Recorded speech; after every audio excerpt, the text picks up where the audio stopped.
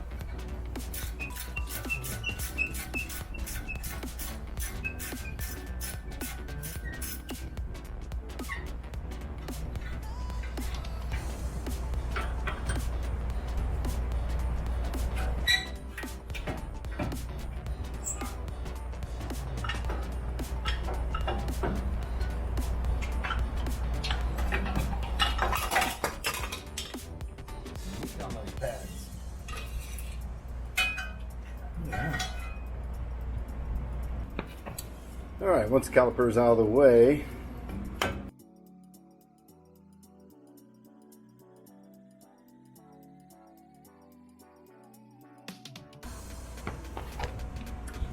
once that's out of the way, you can see this snap ring in here. It needs to come out.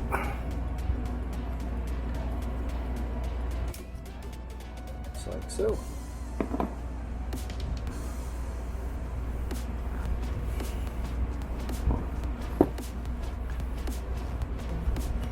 This guy comes out. Second side, along with the spring. This is where you need this funny tool. And if you're going to own one of these, you're going to service this like regular maintenance. Like you're going to do, I plan on doing this, re-greasing all of these whenever I do brakes. This is going to see mostly trail use, so I'm going to assume gunk and grime is going to get all in there.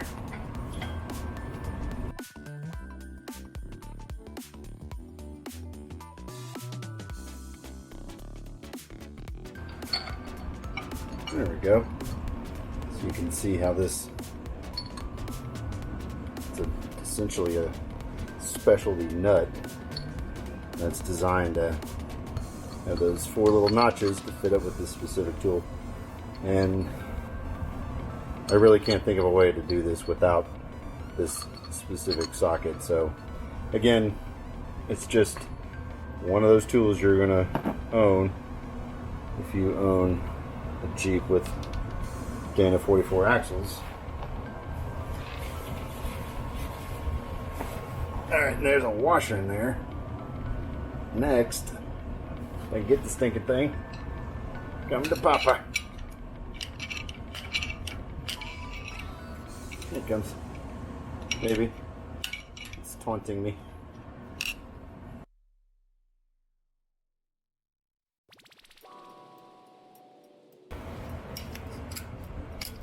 There we go. Maybe. Alright. And then there's one more.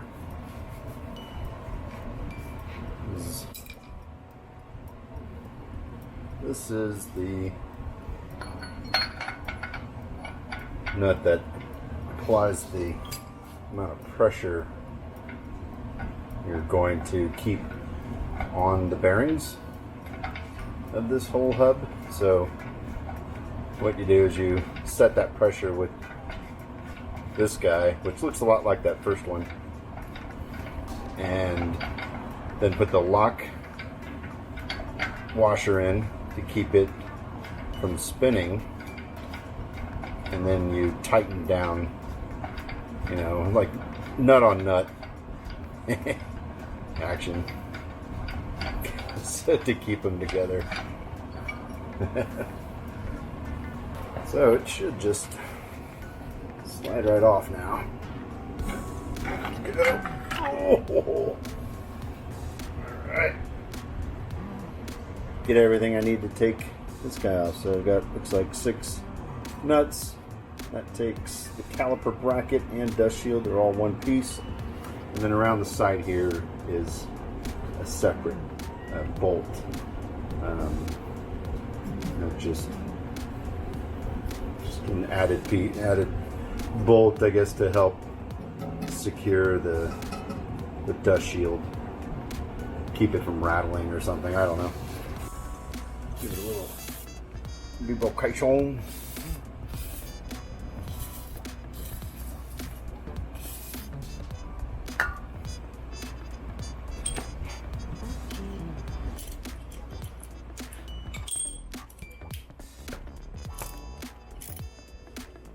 Move the camera just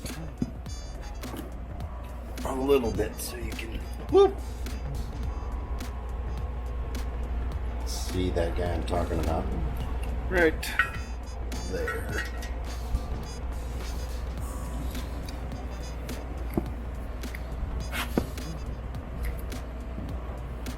Keep it together.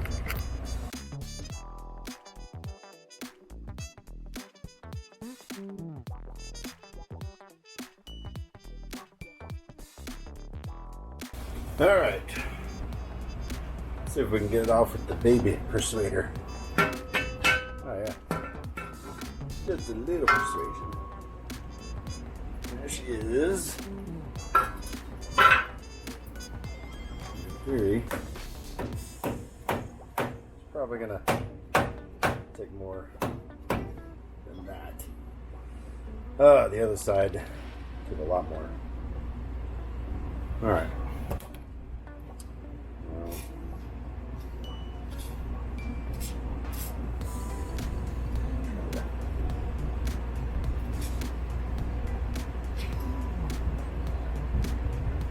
Soak in as much as possible. Let's go get the big persuader.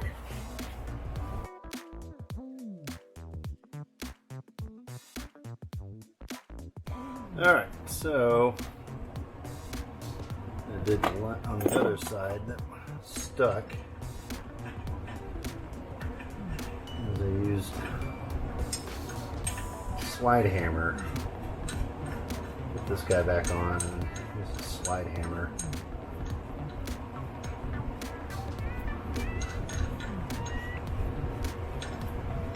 Get it to pop loose. It's just been on there for so long, it's got a bit of rust in there. Other than that, I'm gonna try to cheat and see if I try not to hit my camera.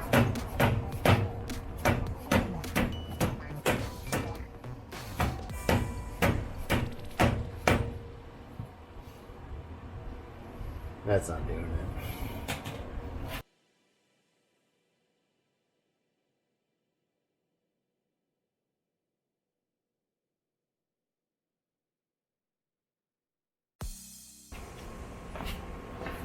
Alright. It's another one of those handy tools to have. Especially since getting the axles out of the back require this guy. Set it up. Get my fat leg out of the way.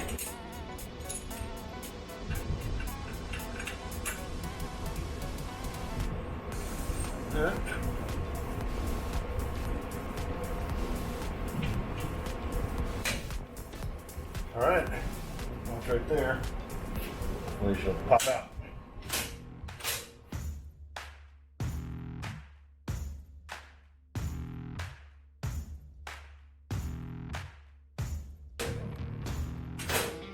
Oh, there she comes.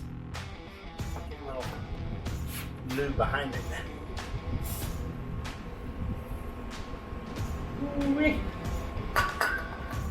Alright, try not to shoot this right into the beans.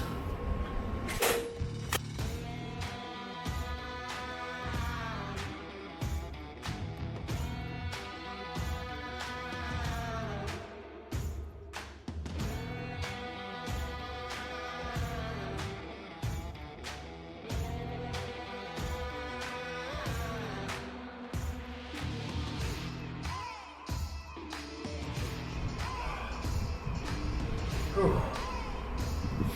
All right. Couple more good whacks. And then come off. Damn torch. There we go.